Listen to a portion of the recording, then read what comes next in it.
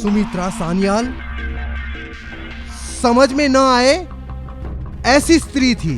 अरे मिस्टर नाथ, स्त्री को नाथों का नाथ भी नहीं समझ पाया तो हम तुम क्या चीज हैं? नाथ, तुम पहले अपनी कहानी सुनाओ ताकि मुझे किसे गोली मारनी है वो मैं तत्काल तय कर पाऊं। पहले इसमें जो नहीं लिखा वो बात बता दूं ताकि मैं अपनी बेगुनाही साबित कर सकूं। तुम पहले अपना बयान दो, गुनहगार हो या बेगुनाह वो हम तय करेंगे। फिलहाल जज की कुर्सी पर हम बैठे हैं और तुम कटघरे में। चलो शुरू जाओ। ये 25 साल पहले की बात है। भार्गव लोखंडवाला सान्याल का खून करके भागता फिरता था।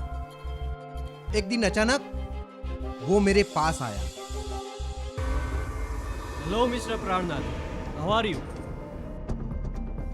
ओह, मिस्टर भार्गव लोखंडवाला।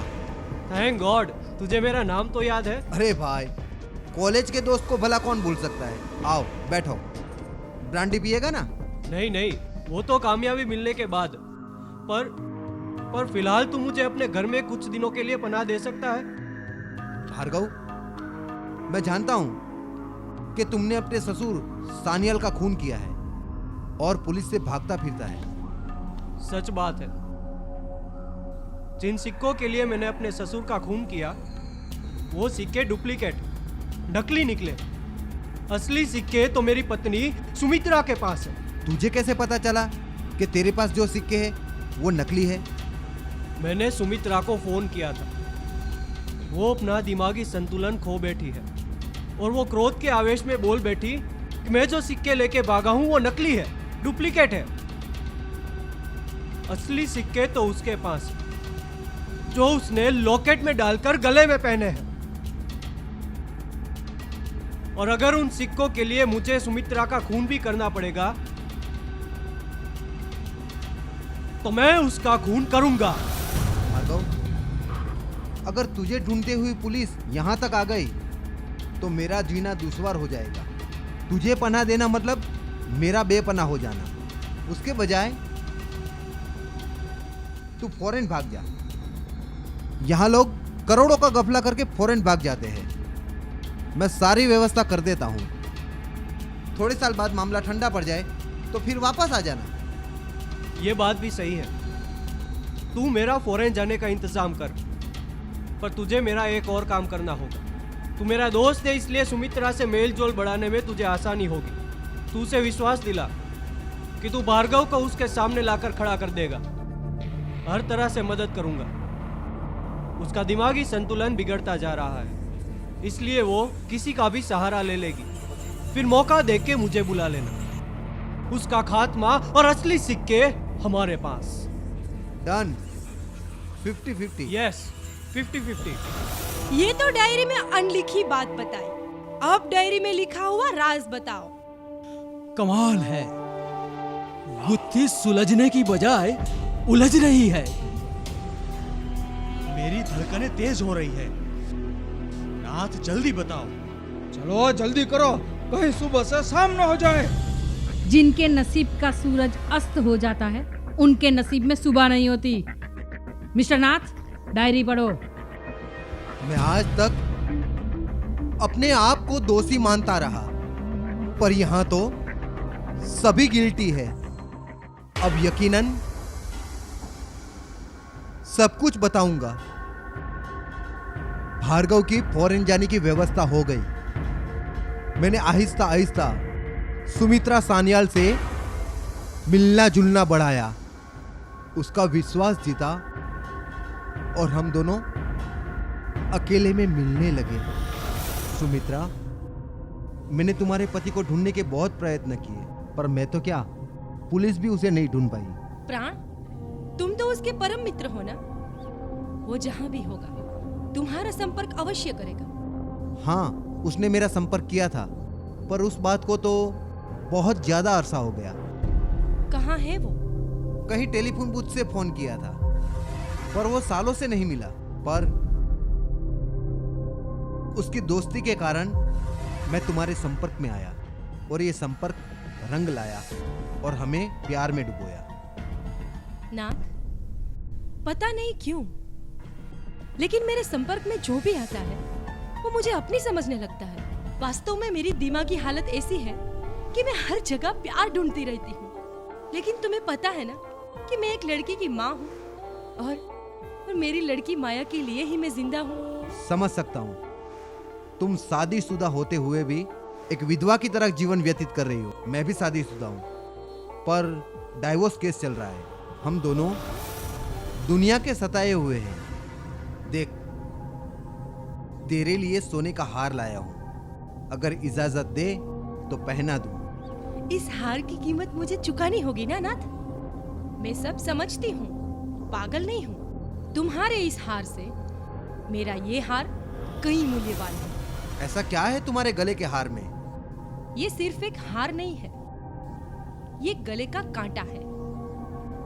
ना तो मैं इसे गले से नीचे उतार सकती हूँ और ना ही गले के अंदर उतार सकती हूँ। अगर मैं उतार लूं तो देखो, मैं भी रिवॉल्वर रखती हूँ। वैसे भी लोग मुझे पागल समझते हैं और पागल कुछ भी कर सकती है।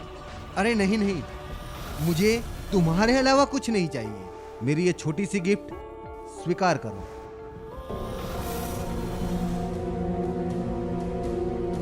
सुमित्रा एक भोली औरत थी, डॉक्टर, पंडित और मेरे से करीबी रिश्ता रखती थी। तुम तीनों सुमित्रा पे लट्टू थे। व्हाट? हाँ, मुझे कहती थी माया तुम्हारी संतान है, मगर यहाँ तो पंडित और नाथ सभी का साथ निकला। इंस्पेक्टर साहब, तीन मर्दों को बेवकूफ बनाने वाली औरत के खून के सबब आप हम पर इल्जाम लगा रहे हो, जिसका खून हमने किया ही नहीं है। अभी मैं दूध का दूध और पानी का पानी करती हूँ। आज से तकरीबन 25 साल पहले ऐसी ही अमावस्या एक अंधेरी रात थी। दिनांक 16 सितंबर, मेरी माँ सुमित्रा सान्याल की कत्ल की रात। असली सिक्के प्राप्त करने के लिए तुम तीनों ने एक ही भयानक कालरात्रि पसंद की थी। याद करो, एक के बाद एक तुम तीनों ने मेरी माँ पे गोलियां चलाई थी। याद करो।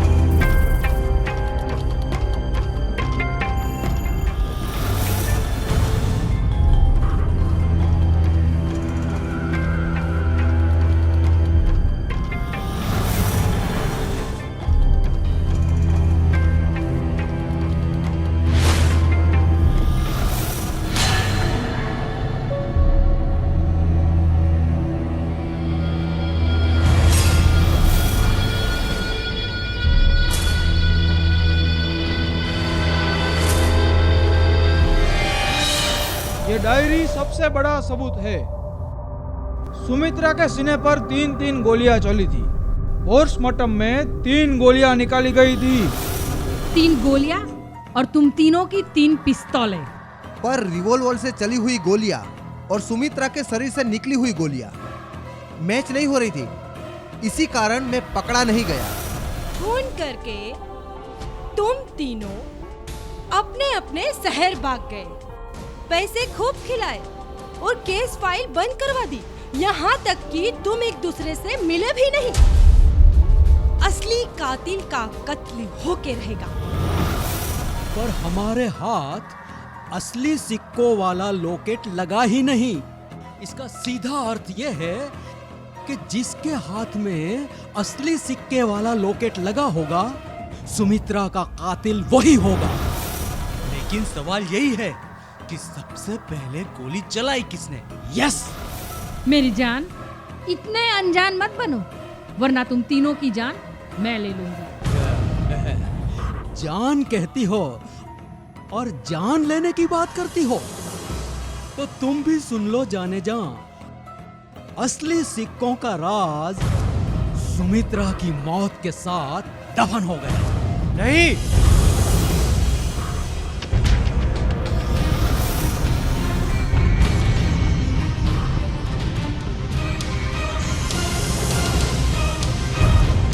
राज दफन हो गया,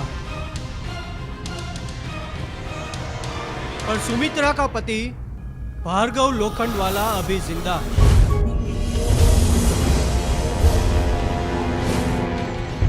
अब आसानी से गुनाह सामने आ जाएगा। भार्गव लोखंडवाला ने अपने ससुर प्रोफेसर सानियल के खून का गुनाह कबूल कर लिया। इन्होंने अपने आप को पुलिस के समक्ष सरेंडर कर दिया है। हाँ, मैं सरेंडर हो गया, क्योंकि मेरे ससुर के खून के पश्चात अगर मैं पकड़ा गया होता तो आज मैं रिहा हो गया होता और 25 साल मैं छुप छुप कर जीता रहा। मृत्यु से भी बदतर हालत में मैंने अपने जीवन के 25 साल गवा दिए। मैं ऐसी कुत्ते जैसी जिंदगी से हार गया और पुलिस के सामने सरेंडर हो गया। तुम तीनों को भार्गव से कॉल करवाया था। भार्गव ने तुमसे मिलने का वादा किया था। देखो, भार्गव आ गया। देखो, अब तुम्हारा कोई बहाना नहीं चलेगा। मैं अपने स्टाफ को बुलाऊंगा और 3rd डिग्री का इस्तेमाल करना होगा मुझे, जो इस उम्र में तुम तीनों नहीं झेल पाओगे। हाँ, बताना होगा प्रथम गोली किसने चलाई और असली सिक्के किसके पास है। भार्गव, प्लीज। डॉक्टर, यहाँ जंगल का कानून चलता है, यहाँ भेड़िए बसते हैं। बोलो, चलाओ गोली। नहीं इंस्पेक्टर साहब, पहली गोली मैंने नहीं चलाई। नाथ, बोल वरना अनाथ हो जाएगा। मेरे हाथों नकली सिक्के लगे थे, मैंने पहली गोली नहीं चलाई। पंडित बोलेगा या गोली खाएगा? मैं 3 तक गिनूंगा। नहीं नहीं नहीं, 2 और 3। एक मिनट, गोली मत चलाना।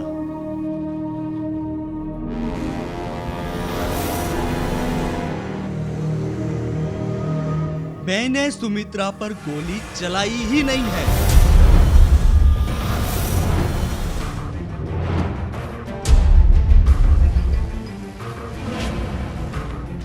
क्योंकि मैं कभी सुमित्रा का खून करने गया ही नहीं हूं। ओह माय गॉड, ये तो खून है या भूल भुलैया? हाँ, ताला एक है और चाबियां अनेक। मगर ताला अपनी ही चाबी से खुलता है। पंडित ने गोली नहीं चलाई तो ये तीसरी गोली किसकी थी?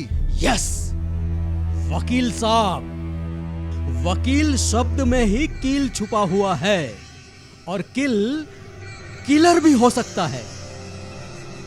नहीं, मैंने गोली चलाई ही नहीं है, लेकिन हाँ, मैंने सुमित्रा के गले से लॉकेट जरूर बदला था। लॉकेट बदला था? कब और कैसे? मैंने तो पहले ही सुमित्रा के गले से लॉकेट बदल लिया था, लेकिन उसके लिए मैंने उसकी हत्या नहीं की थी। हाँ, एक बार उसे इमोशनल ब्लैकमेल करके कॉफी पिला दी और उस कॉफी में मैंने स्लीपिंग पिल्स डाल दी और उसे बेहोश कर दिया। पंडित, मुझे लगता है कि मेरे दिमाग की हालत दिन ब दिन खराब होती जा रही है। मैं कहीं पागल ना हो जाऊं। मुझे लगता है कि प्रत्येक दिन मुझे लगता है कि कोई मेरा खून करने वाला है। सुमित्रा, तुम चिंता मत करो, मैं सदा सर्वदा तुम्हारा साथ दूंगा। मुझे मेरी परवाह नहीं है, मुझे मेरी बेटी माया की परवाह है।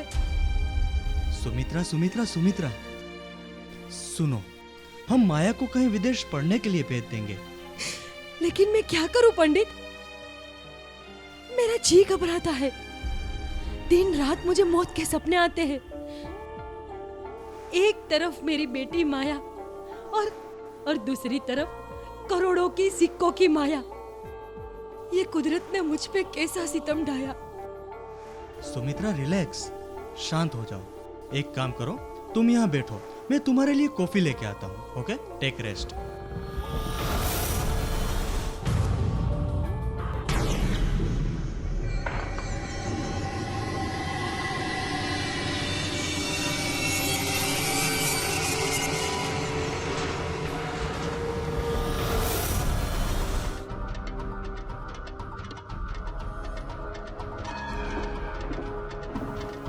हेलो हेलो सुमित्रा, कहाँ गायब हो जाती हो? ये लो कॉफी पियो, तुम्हें अच्छा लगेगा। Thank you. Wait wait wait wait, एक मिनट। ये चेस।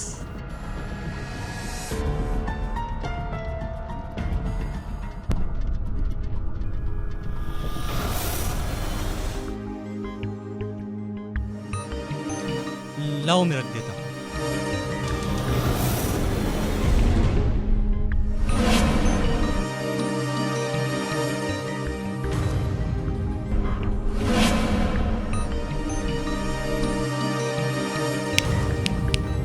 सुमित्रा, हेलो।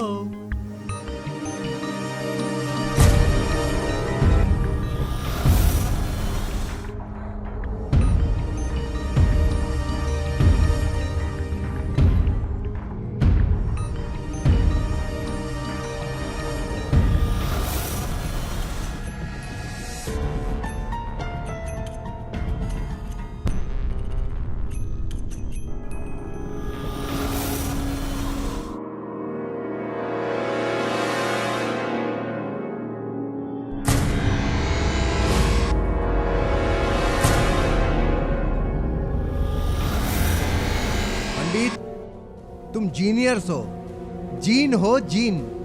जलेबी तुम खा गए और हम मक्खियां उड़ाते रह गए। हाँ, जलेबी तो खा गए, मगर जलेबी बाई की जाल में फंस गए। मेरा मतलब है पंडित, हम तो इसकी जाल में फंस गए, मगर तुम इन लोगों के ट्रैप में कैसे आ गए? मैं इन लोगों की ट्रैप में नहीं आया। हाँ, ये सारी चाल, कंप्लीट ट्रैप, जाल, जो कहो तुम, ये सारा रचा रचाया मेरा है।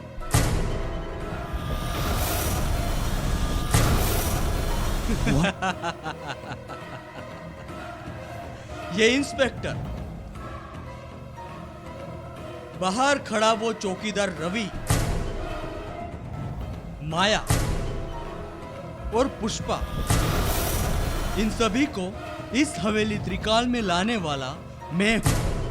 हाँ, मैं एडवोकेट परेश पंडित। व्हाट? इस पूरे खेल का सूत्रधार। व्हाट?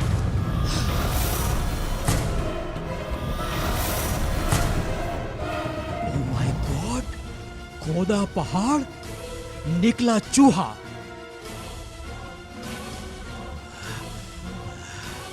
ये लॉयर तो लायर निकला। किसे रक्षक कहे और किसे बक्सक कहे। पंडित भक्षक नहीं रक्षक है। सुमित्रा खून केस की बंद फाइल वकील साहब ने रीओपन करवाई है।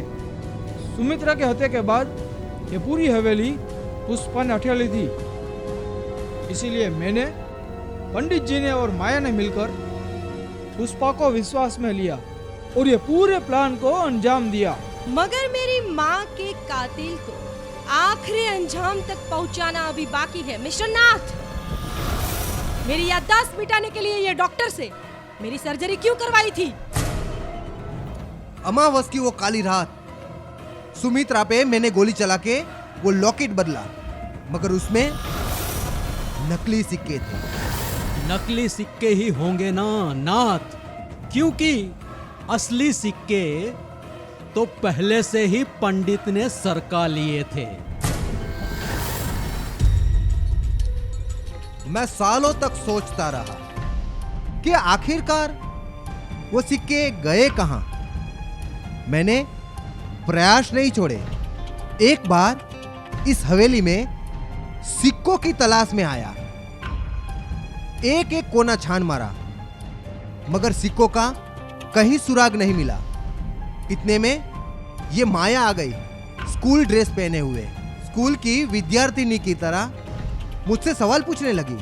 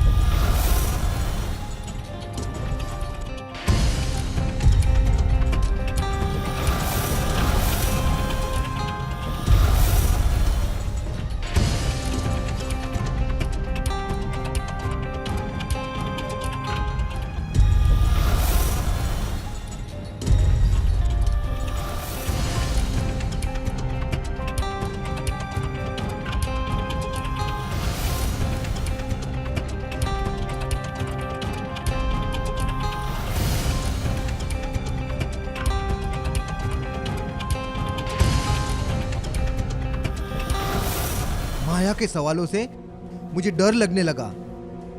मुझे लगा कि कहीं वो पुलिस को जाके बता देगी तो मुझे जेल हो जाएगी और मेरे करोड़ों का कारोबार खराब हो जाएगा। इसलिए मैंने गुंडे हायर किए और उसका अपहरण करवा दिया और ब्रेन वॉश करने के लिए डॉक्टर पीपी के अस्पताल भिजवा दिया। माया की याददाश्त मिटाने के बाद उसे वही गुंडे उसके घर वापस छोड़ाए, राइट? मैंने माया को देखा, उसकी हालत बिल्कुल नाजुक थी, उसकी याददाश्त जा चुकी थी, उसे खुद अपना ही नाम याद नहीं था। फिर माया की याददाश्त वापस लाने के लिए मैंने फॉरेन की अस्पताल में उसे एडमिट करवाया। महीनों की ट्रीटमेंट के बाद उसकी याददाश्त वापस आई और फिर उसने मुझे इस नाथ के बारे में और अपनी मां की डायरी के बारे में सब कुछ बताया।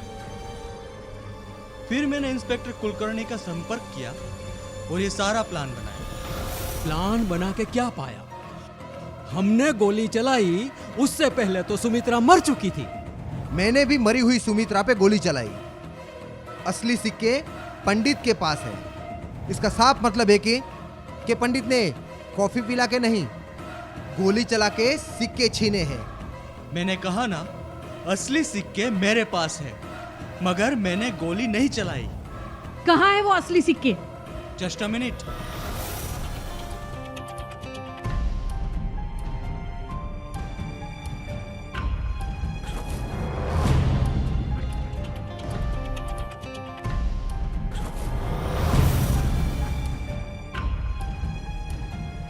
गौर से देखिए, यह है सुमित्रा के गले से निकाला हुआ लॉकेट।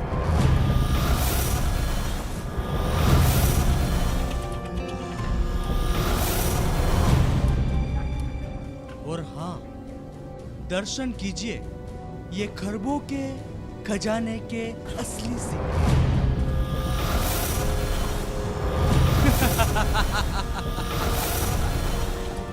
सिक्के असली हो या नकली मुझे कुछ फर्क नहीं पड़ता। मुझे मेरी माँ का कातिल चाहिए। जल्दी से बताओ तुम तीनों में से मेरी माँ का कातिल कौन है? अब मेरी सब्र का पैमाना छलक रहा है, वरना मैं तुम तीनों को गोली मार दूंगी। माया, रिवॉल्वर रख दो और इस वक्त तुम अंदर चली जाओ, वरना बनती बाजी बिगड़ जाएगी और कई बार आखिरी चाबी से भी ताला खुल सकता है। Go inside, it's my order. Pandit, असली सिक्के तुम्हारे पास थे, ये बात तुमने मुझसे छुपाई। हाँ, छुपाई थी। मगर तुमने तो मुझे ये कहा था असली सिक्के प्राप्त करने के लिए जाल बिछाना है। हाँ, कहा था, लेकिन मेरी हर बात तुम्हें बताना मुझे जरूरी नहीं लगता, समझी पुष्पा? पंडित, तुमने मुझे बेवकूफ बनाया, दगा दिया मुझे। पंडित, तुम जानते हो इन सिक्कों को पाने के लिए मैंने आकाश पाताल एक कर दिया। इन सिक्कों के लिए? हाँ, प्रोफेसर सान्याल अपना संशोधन साउथ में करते थे और मुझे अपनी उपपत्नी बनाकर अपने साथ रखते थे। मैंने उनकी हर तरह से सेवा की। मैंने भी सालों तक उनके साथ खजाना और सिक्के ढूंढने में दिन रात एक कर दिए। उन्होंने मुझे वचन दिया था कि सिक्के मिल जाएंगे तो खजाने में मुझे हिस्सा देंगे, पर अंत में वो मुकर गए और अपने वचन से मुंह मोड़ गए। और इसीलिए एक रात प्रोफेसर सान्याल पर गोली चलाकर मैंने उसका खून कर दिया। क्या? Oh my God! Professor Sanyal का खून तूने किया? हाँ, वो मेरी जिंदगी से खेला, इसीलिए मैंने उसकी जिंदगी छीन ली। पर मेरे ससुर सान्याल पे तो मैंने गोली चलाई थी। वो तेरा भ्रम है भार्गव। याद कर, जब तू रिवॉल्वर लेकर अपने ससुर को मारने उतरा था, तेरे पीछे साया बनकर काले कपड़ों में अपने आप को लपेटकर रिवॉल्वर लेके मैं भी मौजूद थी। तुम दोनों ससुर दामाद में हाथापाई हुई। मैंने सोचा तुम दोनों को मारकर सिक्के लेकर वहां से भाग जाऊं। मैंने गोली चलाई, फिर तुमने गोली चलाई। अंधेरे में तुम्हारी गोली फेल हो गई और मेरी गोली सान्याल की छाती चीरकर निकल गई। मैं तुम्हें भी मार देना चाहती थी, पर तभी सुमित्रा वहां पे आ गई और मैं वहां से भाग गई। और तुम्हारे हाथों में रिवॉल्वर देखकर सुमित्रा ने तुम पर इल्जाम लगाया कि खून तुमने किया है।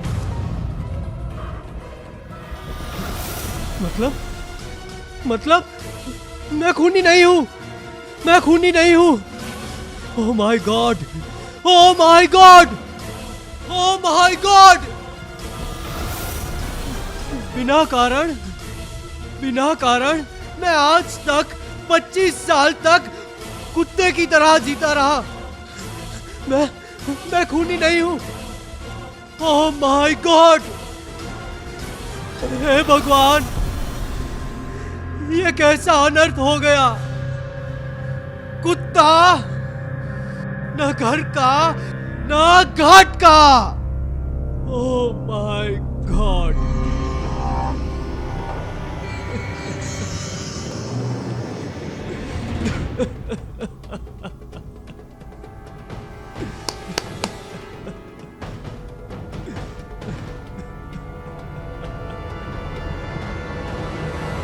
बाद में मैंने सुमित्रा का फोन टैप करवाने के लिए खूब रुपये दिए।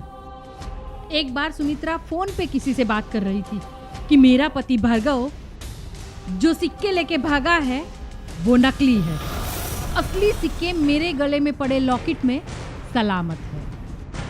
इसीलिए मैंने 16 सितंबर की रात सुमित्रा पर गोली चलाकर उसे मौत के घाट उतार दी और सिक्के लेके वहां से भाग गई। उसके गले से लॉकेट उतारकर उसे नकली लॉकेट पहना दिया था मतलब सुमित्रा पर पहली गोली मैंने चलाई थी। मैंने घर जाके देखा, सिक्के नकली थे और आज इतने सालों के बाद पता चला कि असली सिक्के पंडित के पास है।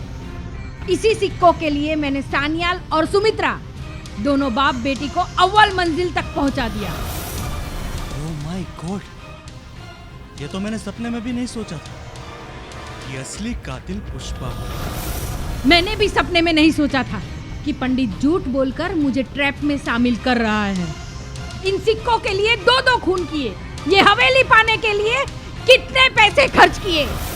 हवेली का कोना कोना छान मारा, पर सिक्के तो क्या, फूटी कौड़ी तक नहीं मिली। हरामखोर पंडित आज बता रहा है कि असली सिक्के तूने कब से सरका लिए हैं। पंडित ला, सिक्के मेरे हवाले कर दे, वरना मैं पुष्पा दामोदर दास यानी PD, P for power, D for that. Oh, PD मतलब पुष्पा दामोदर दास।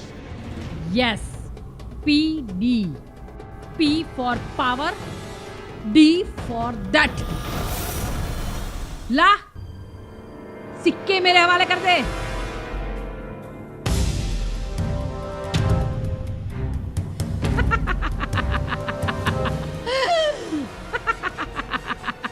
आज मेरी बरसों की तमन्ना पूरी हुई। अब मैं ये देश छोड़ के भाग जाऊंगी, पर उससे पहले तुम सबको मार कर जाऊंगी। सबसे पहले इस पंडित को मारूंगी।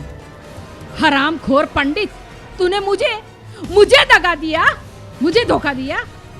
ले अब गोली खा, ये ले।